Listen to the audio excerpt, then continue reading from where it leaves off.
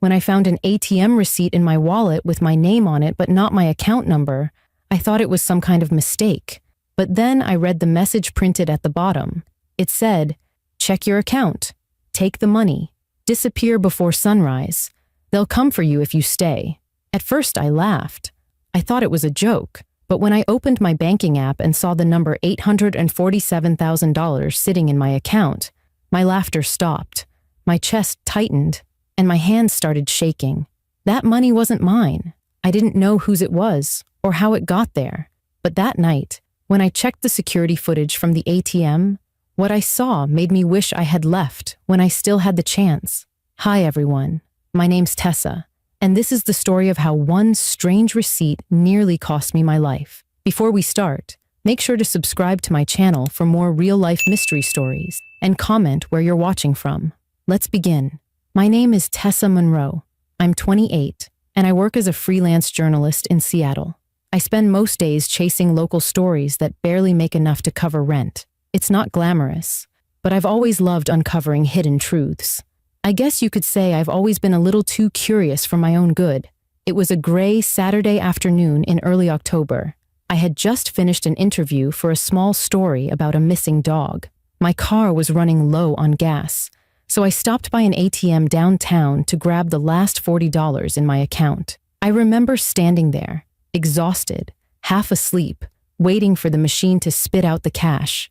The cold wind hit my face, and I thought about how far I'd fallen from the stories I used to dream of writing. When I got home that evening, everything seemed normal. I made myself coffee, fed my cat, and sat down to go through my notes. I opened my wallet to grab a receipt, and that's when I noticed it. An extra slip of paper folded neatly behind my debit card. I frowned. I hadn't seen it before. When I unfolded it, I realized it was an ATM receipt, but not the one from my withdrawal earlier. The timestamp said 3:17 p.m. I had gone to the ATM around 9:30 a.m. My first thought was that the machine must have printed 2 receipts by mistake, but then I looked at the transaction details. It listed my name, my bank, and the same last 4 digits of my account number. The problem was, it didn't show a withdrawal. It showed a deposit. The amount was $847,000. I stared at it, thinking my eyes were playing tricks on me. I checked the date again. It was today. I flipped the receipt over, looking for some explanation, but what I saw made my stomach drop. Printed faintly in gray ink, just below the balance, were the words, "Check your account. Take the money. Disappear before sunrise. They'll come for you if you stay." My first instinct was to call the bank, but then I froze. What if someone had hacked my account? What if the money was illegal? I tried to rationalize telling myself it had to be a glitch. But the words, "They'll come for you," echoed in my head over and over. I pulled out my phone, opened my banking app, and typed in my password. My heart started pounding as the screen loaded. There it was. The balance read $847,532.12. I stared at it for nearly a full minute, trying to breathe. Just that morning, I had exactly 43.25s. I called my younger brother, Ethan. He's a finance student, the logical one in the family. "Ethan," I said, my voice shaking, "there's nearly $1 million in my account." He laughed. "You're joking." "I'm not. It's real. It's right here." He sighed. "Then it's a mistake. Don't touch it. Call the bank first thing tomorrow." "It came with a message," I said. "What message?" I read it to him. There was a long pause. Finally, he said, "Tess, this sounds like one of those scam setups. Just don't move the money. Leave it alone."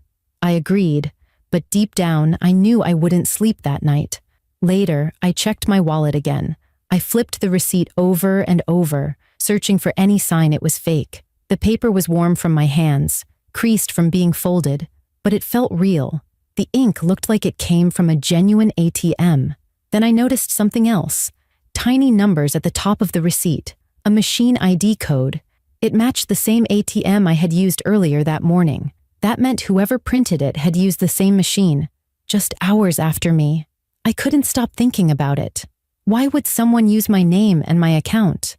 How could they even access it? By midnight, curiosity won. I decided to check the ATM's security footage. I had a contact at a small local security firm from a past story I'd written. I sent him a message, asking if he could pull footage from that location around 3 p.m. He replied 5 minutes later, "Give me an hour."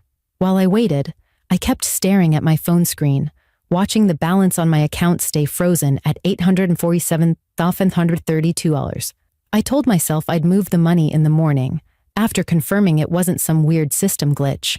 But before the hour was up, my friend messaged back. He said, "You need to see this. Whoever used that ATM, they weren't just using your card. They looked exactly like you." My heart started racing when I read that message. They looked exactly like you. I stared at the screen, trying to understand what he meant. I called him right away. He answered on the second ring, his voice low and tense. "Tessa, I don't know what this is, but the woman in the footage has your face. Same jacket, same hair, even the way you stand. It's you." I felt a chill run through my whole body. "That's impossible," I said. "I was home all afternoon." He told me he'd send a clip, but I almost didn't want to see it. When it arrived, I opened it with shaky hands. The video was grainy, but clear enough to see her face. The woman walked up to the ATM, inserted a card, and tapped the screen. She looked calm, almost mechanical. Then she looked up directly into the camera. Her eyes met the lens, and for a split second, it really did look like I was staring at myself. I froze. My mouth went dry. I replayed it again and again, hoping I'd find some detail that proved it wasn't me. But every movement was familiar. The way she tucked her hair behind her ear, the tilt of her head. It was all me. I called Ethan, my voice shaking. "There's a woman using my account, and she looks exactly like me." He paused before saying, "You're overthinking it, Tess. Maybe it's someone who just looks similar." I wanted to believe him, but I knew better. There was something about the way she looked into the camera. It wasn't random. It was intentional, almost like she knew I'd be watching. I didn't sleep that night. I locked all my doors and checked my windows twice. My cat wouldn't stop pacing, tail puffed out, staring toward the hallway. Every sound made me flinch. Around 2 a.m., I checked my bank app again. The balance was still there. No withdrawals, no changes. I stared at that number, 847,532, and tried to convince myself I wasn't in danger. But the note on the receipt kept echoing in my head, "Disappear before sunrise." The next morning, I went straight to the bank. The teller gave me a polite smile as I handed over the receipt. "I think there's been an error," I said. She took it, typed something into her computer, and then frowned. "Can I see your ID?" I handed it over. She looked at the screen again, her expression changing from confusion to unease. "Ms. Monroe, can you wait just a moment?" She left her station and walked into a back room. I could see her through the glass door, talking to a man in a suit. They kept glancing toward me. My pulse quickened. When she came back, she said, "We're still verifying a few things. Can you tell me where you were yesterday around 3 p.m.?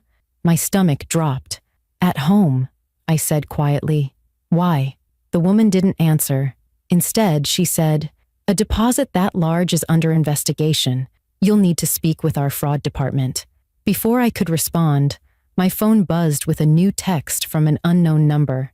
It said, "You shouldn't have gone there." I looked around, my heart pounding. Nobody in the bank seemed to notice. I left immediately, too afraid to finish the conversation. When I got back to my car, there was a man sitting in a dark SUV parked across the street. He was staring right at me. I started the car, but when I turned the corner, I checked my rearview mirror and saw the SUV following me. I sped up, turning down random streets, trying to lose him. Finally, after 10 minutes of panic driving, the SUV was gone.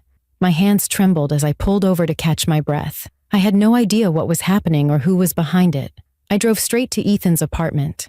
When I told him everything, he didn't try to calm me down this time. He could see how terrified I was. "We have to call the police," he said. But before he could dial, my phone rang again. It was a blocked number. I answered, my voice barely above a whisper. "Who is this?" There was a pause.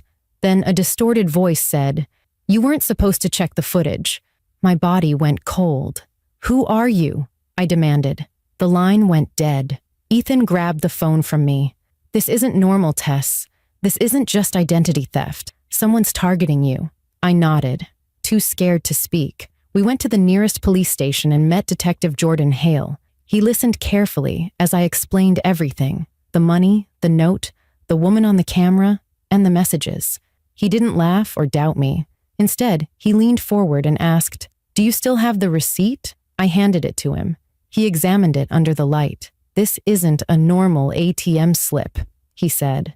"It's printed on a private machine, not connected to any major bank." I frowned.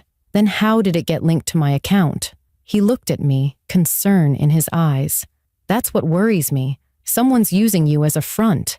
They want the money to look like it's yours." I asked him what that meant, but he didn't answer right away. Instead, he pulled up a file on his computer and showed me 2 photos.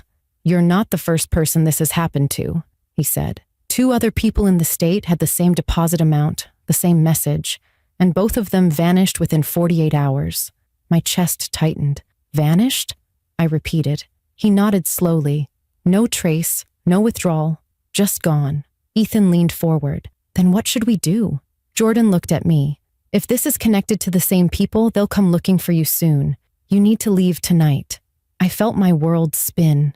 I wanted to believe this was all some terrible misunderstanding, but deep down, I knew it wasn't.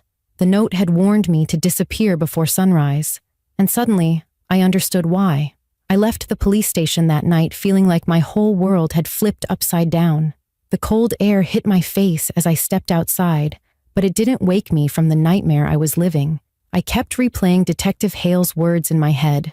2 other people had received the same message and vanished within 2 days. My phone was still in my hand, my fingers trembling. Every vibration made me jump. I didn't know who was sending the texts or how they were watching me, but I knew one thing for sure: I couldn't go home. Ethan drove us back to his apartment. Neither of us spoke much during the ride. He kept glancing at the rearview mirror, making sure no one was following us. When we pulled into his parking lot, I noticed an unmarked white van parked 2 spaces away. Its windows were tinted and the engine was running even though no one was inside. "Don't look," Ethan said quietly, seeing me tense up. "Just keep walking." Inside, he locked every door and pulled the curtains shut. I sat on his couch, trying to steady my breathing. "What do we do now?" I asked. He rubbed his face, thinking, "You need to get out of town. Tonight. I'll drive you to the station and you can take a bus anywhere. Just go somewhere safe." My stomach turned. "Ethan, what about you?" He shook his head. "I'll be fine. Whoever these people are, they're after you, not me." I wanted to argue, but I couldn't.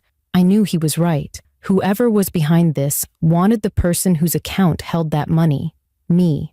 We packed quickly. I only took what I could fit in a small backpack: my laptop, a few clothes, my ID, and a flash drive with copies of everything: the ATM footage, the bank statement, and the texts.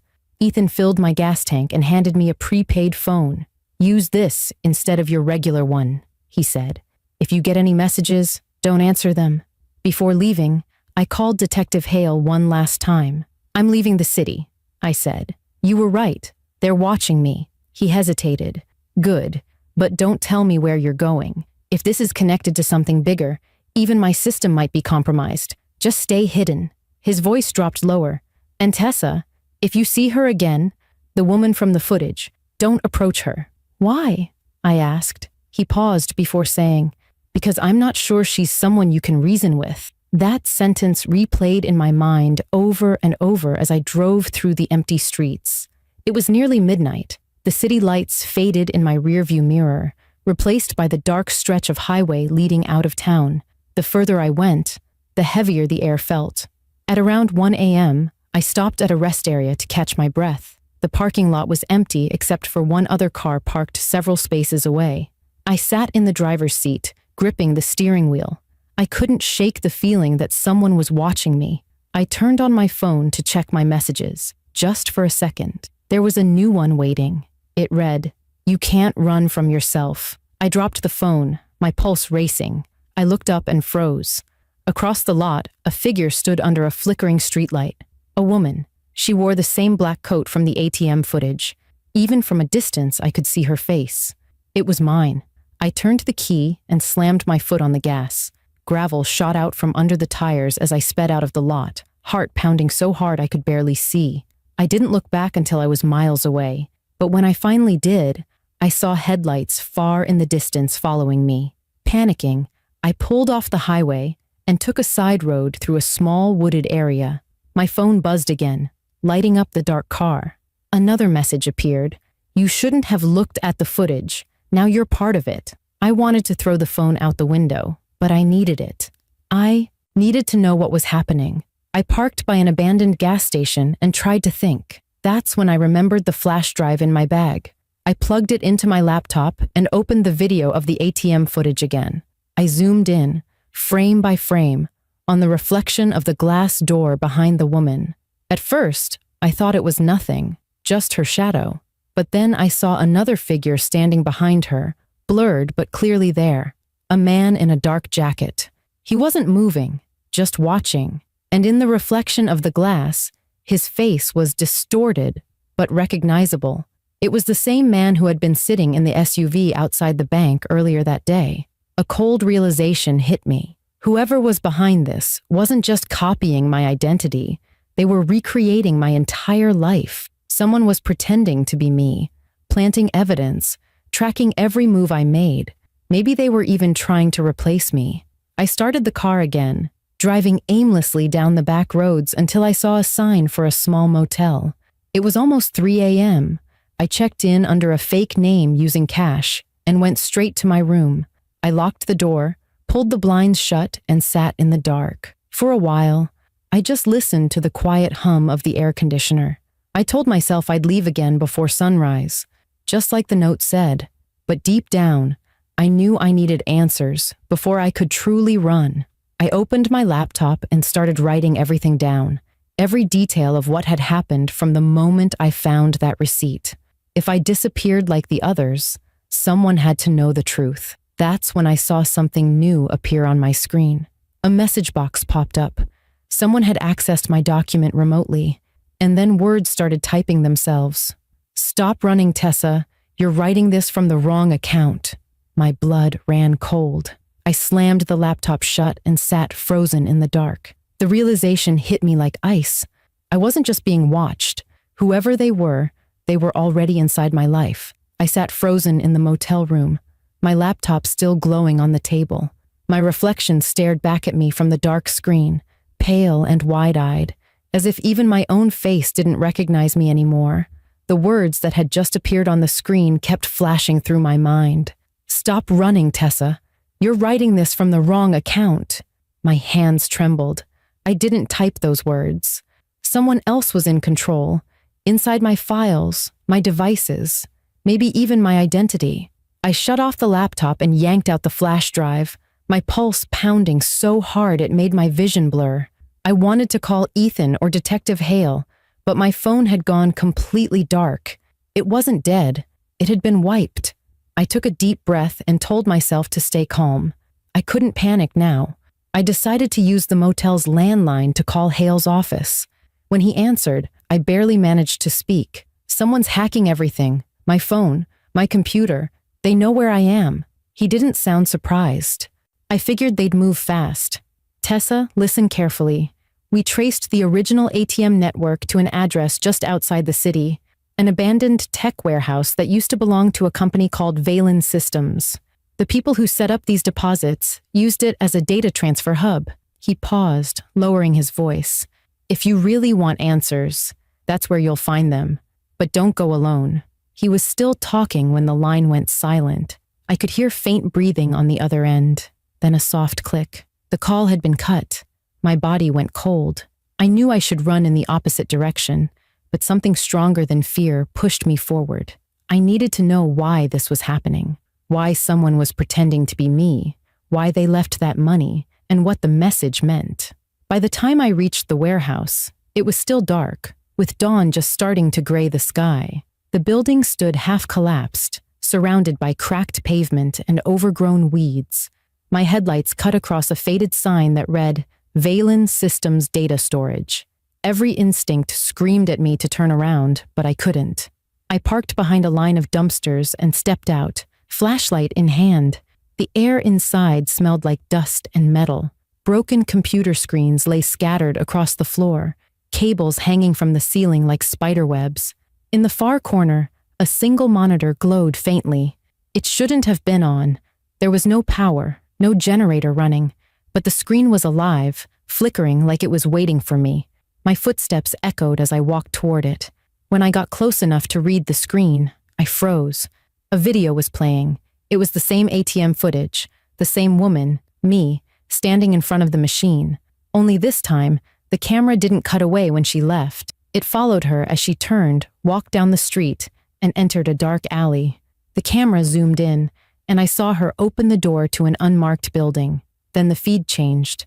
The woman, my double, was now sitting in a chair inside this very warehouse, staring directly into another camera. Her lips moved, but the sound was distorted. I leaned closer, turning up the volume. Finally, her voice came through clear as day. "You should have disappeared when you had the chance." The screen flickered, and suddenly, the camera angle shifted to a live feed. It was the hallway outside the very room I was standing in. My stomach dropped as I realized what I was seeing. Someone was walking toward me. I turned off the flashlight and backed up slowly. My eyes adjusted to the faint light as the figure appeared in the doorway. She stepped into the room wearing the same black coat I'd seen on the footage, her movements calm and deliberate. The sight made my knees weaken.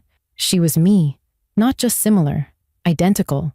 Same clothes, same face, same scar on the wrist. She smiled faintly. "I told you not to check the footage." My voice shook. "Who are you?" She tilted her head as if the question confused her. "I'm you, Tessa. Or at least I was supposed to be." I stumbled backward. "This isn't real." She stepped closer. "You think you're the original? You think you've been living your own life all this time?" Her voice was calm but sharp, like a knife cutting through glass. "You're a replacement, a copy built to cover a transfer. You were created so they could move the money through a clean identity, but you weren't supposed to start asking questions." I shook my head. "That's insane." She laughed quietly. "Is it? Why do you think your memories before age 21 are blurry? Why do you think no one remembers your parents except in vague detail? They made sure of it." She pointed to the flickering monitor. "Every time someone gets curious, they're deleted, and then a new one takes their place." I could barely breathe. My mind raced through every moment of my life. Old photos, birthdays, friends. Was any of it real? My legs felt weak, but I forced myself to stay standing. "If that's true, then what are you?" She smiled again. "The previous version." Before I could react, she lunged. I fought back, knocking over the table as sparks flew from the cables. The screen shattered, filling the room with blinding light. She grabbed my arm, her grip cold and unnatural. I reached for the flashlight and swung it as hard as I could. It connected with her face, and she staggered back, falling against the monitor. There was a flash. Then everything went dark. When I opened my eyes, I was lying outside on the pavement. The sun had just started to rise. The warehouse was silent, the front door wide open. My head throbbed, but I was alive. My phone, my real phone, was in my pocket again, though the screen was cracked. One message glowed across the screen. "You're safe now. The transfer is complete." I deleted the message and threw the phone as far as I could. My legs shook as I got into the car and drove away. In the rearview mirror, the warehouse grew smaller until it vanished completely. But as I reached the edge of town, I glanced at the gas station mirror while filling the tank and froze. In the reflection, the woman standing behind me wasn't moving in sync with me. She was smiling. The morning sun was rising when I finally pulled over at a roadside diner 2 towns away. My hands still trembled as I gripped the steering wheel, staring at my reflection in the rearview mirror. My face looked the same, but something deep inside me felt different, wrong even. My eyes seemed hollow, like something had been taken from me. The events of the night replayed in my mind over and over. The warehouse, the doppelganger, her voice saying, "You were supposed to disappear." Every word clung to me like a shadow that refused to fade. Inside the diner, the smell of coffee and fried bacon filled the air. The waitress smiled as I walked in.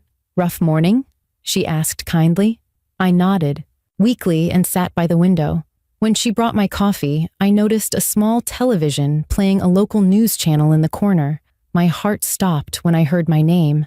Authorities are investigating the explosion at the abandoned Valen Systems warehouse early this morning. One body has been found at the scene. Sources confirm it matches the description of journalist Tessa Monroe. The cup nearly slipped from my hand. I stared at the TV in disbelief. My picture flashed on the screen. My face, my name, my life. According to the world, I was dead. The waitress glanced at the TV and then at me, not recognizing me at all. Crazy world we live in, she said softly, shaking her head. I nodded numbly. Yeah, crazy. I pulled my hood up and turned away from the screen. For a long time, I just sat there, letting the truth sink in. If they believed I was dead, maybe it was my one chance to start over. But the thought didn't bring comfort. It brought emptiness. Who was I now? The woman who had survived, or the copy who had taken her place? I drove for hours that day, stopping only for gas. Every time I looked at my reflection, I felt like I was staring at a stranger. My phone stayed silent. No messages from Ethan. No calls from Detective Hale. I didn't dare reach out. If they knew I was alive, whoever was behind this might come for them too. That night, I checked into a small roadside motel under a fake name. The air was heavy, the silence deeper than I could stand. I opened my laptop to write everything down, again, but the moment I connected to the Wi-Fi, a message appeared on the screen. Welcome back, Tessa. My heart pounded. I slammed the lid shut, feeling the old panic rising in my chest. I unplugged the lamp, the clock, everything electronic, and sat in the dark. For hours, I stared at the blank wall, trying to decide whether to run again or face whatever this was. Finally, exhaustion took over. I fell asleep, but my dreams were vivid and twisted. I saw rows of people who looked like me, standing in front of flickering screens, their faces emotionless. Each one had a tag with a number on it. I was number 17. The one beside me turned her head slowly, her mouth opening just enough to whisper, "You shouldn't have run." I woke up gasping, drenched in sweat. The room was quiet again, but the fear lingered. I checked the mirror, half expecting to see someone else looking back. My reflection blinked at the same time I did. I let out a shaky laugh, convincing myself I was losing it. I decided to drive into the next town and find a payphone to call Detective Hale from an untraceable number. When he picked up, his voice was heavy. "Who is this?" "It's me," I said quietly. There was a long silence before he spoke again. "That's not possible. We found you. We confirmed the DNA.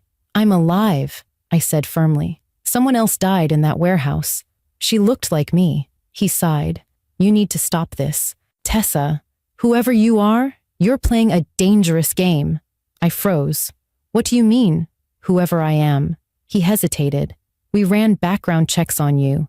There are no records of your birth, no parents, no school files before age 21. It's like you appeared out of nowhere. And now there are two of you." The line went dead. I stood there holding the receiver, my knees weak. Every part of me wanted to believe I was real, that my memories, my life, meant something. But what if she was right? What if I really was a copy? One of many. Over the next few days, I kept moving from place to place.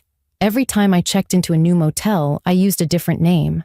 Sometimes I caught my reflection moving a split second too late, and every time it happened, I felt a little less human. One night, I found an envelope slipped under my door. There was no name, no return address. Inside was an ATM receipt. I felt my chest tighten as I unfolded it. The balance read $847,000. At the bottom, a single line of text, "Welcome home." I wanted to scream, to run, to destroy the receipt, but part of me couldn't. Part of me needed to know what it meant. Maybe I wasn't supposed to escape. Maybe I was just completing the same cycle the others had. Maybe that's why the system didn't delete me, because I had finally become what they wanted.